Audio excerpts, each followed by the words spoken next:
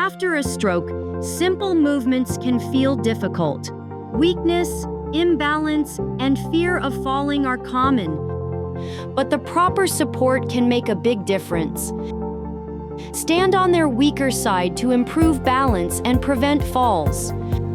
Use walking sticks, quad canes, or walking frames as guided by a therapist. Never modify equipment without professional advice. Go slow, encourage progress, and celebrate small wins. Make the home safe. Remove clutter, secure rugs, add grab bars, and ensure good lighting.